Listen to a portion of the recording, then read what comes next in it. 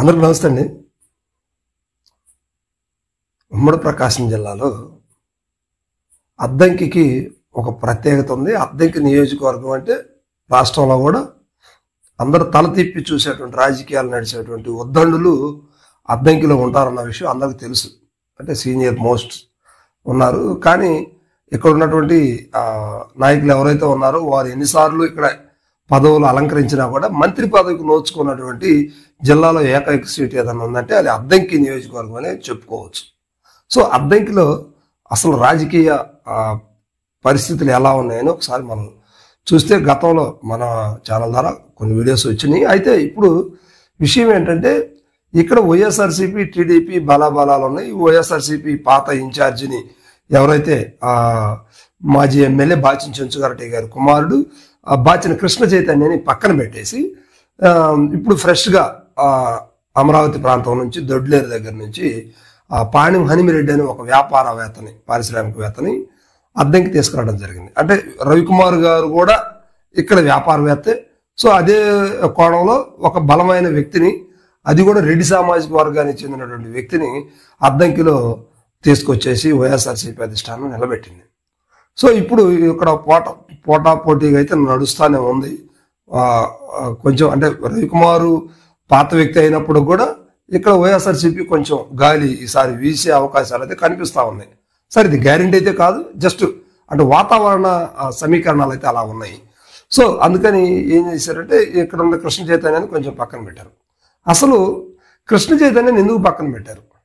కృష్ణ చైతన్యం లోపనాలు ఏంటి, అసలు ఆయన ఏం చేశారు ఏందనేది ఒకసారి నేనైతే కూలంకూసంగా ఈ 2-3 నెలల్లో అసలు ఏం జరిగింది వాట్ ఈజ్ వాట్ అని కొన్ని పరిశీలించాను. దాని మీద ఈ వీడియో చేయాలనుకొని ఇప్పుడు ఈ వీడియో చేస్తున్నాను. విషయం ఏంటంటే కృష్ణ చైతన్య గారు వారి నాన్నగారు బాచిన చెంచుగారెడ్డి గారు అద్దంకి నుంచి 4 సార్లు ఎమ్మెల్యేగా పనిచేసినటువంటి ఎక్స్పీరియన్స్ ఉన్నటువంటి నాయకులు. మంచి బలమైన వాళ్ళకి ఒక సామాజిక వర్గం ఉంది, బలమైన ఓట్ బ్యాంక్ కూడా ఉంది వారికి. వారి పర్సనల్గా వారి గ్రూప్ ఏదైతుందో వారి రాజకీయం చేసేటువంటి గ్రూప్స్ ప్రతి మండలాల్లో కూడా అంటే పాత నియోజకవర్గాల్లో కూడా గరటి గారికి మంచి ఫేమ్ అయితే ఉంది.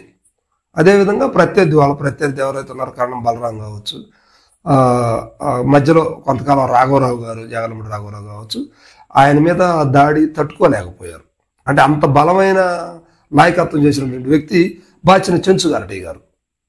సో ఆయన రాజకీయ వారసుడు బాచిన కృష్ణ చైతన్య. అనూహ్యంగా ఆయన 2019 ఎండింగ్లో అంటే 2020 స్టార్టింగ్లోనే ఆయనకి అద్దంకి ఇన్ఛార్జి పదవి ఇచ్చారు. ఎందుకు ఇచ్చారంటే ఆయన 2019 ఎన్నికల్లో వైఎస్ఆర్సీపీ తరఫున వారి నాన్నగారు బాచిన చెంచుగారెడ్డి గారు పోటీ చేసి ఓడిపోవడం జరిగింది.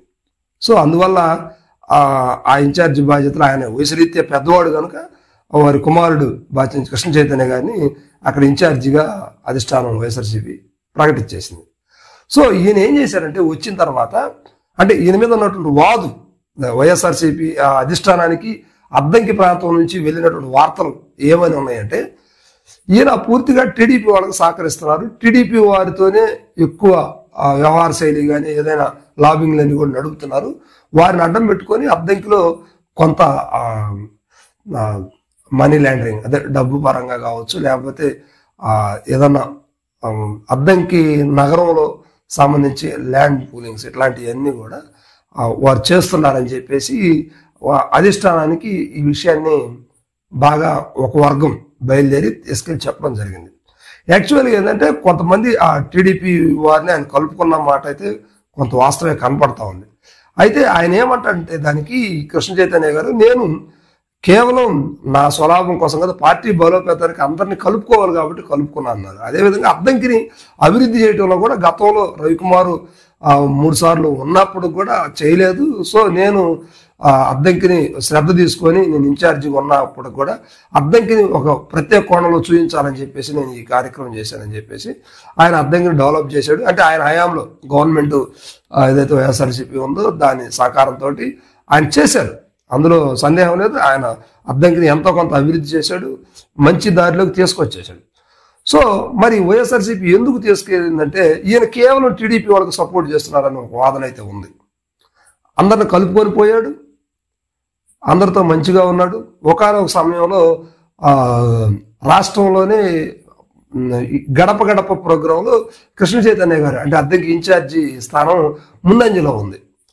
ఆ సమయంలో ఆ అధిష్టానం కూడా ఏం చేసిందంటే కృష్ణ చైతన్య కుర్రవాడు యాక్టివ్గా ఉన్నాడు, ఖచ్చితంగా తను గెలిచే అవకాశాలు ఉన్నాయని చెప్పేసి ఒక సర్వేలు కూడా కొన్ని సర్వేలు చెప్పడం జరిగింది. సరే ఆ తర్వాత అనూహ్యంగా ఏం జరిగిందంటే ఈయన పూర్తిగా టీడీపీకి సరెండర్ అయిపోయి టీడీపీ వాళ్ళతోనే ఎక్కువ ఇచ్చేస్తున్నాడు అంటూ వైఎస్ఆర్సీపీ వాళ్ళని అనగదొక్కారనే ఒక వాదంతో ఈయనకి అంటే స్థానికంగా అంటే కృష్ణ చైతన్య గారి ఇంటర్వ్యూల్లో కూడా ఒక వ్యక్తి స్థానికమైన ఒక నాయకుడు అని చెప్తున్నారు. ఎన్ని అంత అవసరమే లేదు. అంటే వైవి సుబ్బారెడ్డి గారి మీద వారికి జగన్మోహన్ రెడ్డి గారు చెప్పి వైవి సుబ్బారెడ్డి గారు ఆయన ఇన్ఛార్జ్ తీసేయించారనే ఆ వాదన అయితే చైతన్య గారు వారి నాన్నగారు కార్తయ్య గారు చెప్పడం జరిగింది. అయితే కృష్ణ చైతన్యాన్ని పని చెయ్యక తీసేయలేదు. కృష్ణ చైతన్య గారు మంచి వర్కరు, మంచిగా ఇన్ఛార్జి బాధ్యతలు పూర్తిగా నిర్వహించారు, మంచి అందరిని కలుపుకోబోయే తత్వం ఉంది, అంతా మంచి చేశారు. కానీ కేవలం ఒకే ఒక పాయింట్ మీద ఆయన్ని పక్కన పెట్టడం జరిగింది. అయితే టీడీపీ వారితో ఎక్కువ వ్యవహార శైలి నడుపుతున్నా ఉన్నాడు. దీనివల్ల వైఎస్ఆర్సీపీ నిజమైన పార్టీ శ్రేణులు నష్టపోతున్నారు.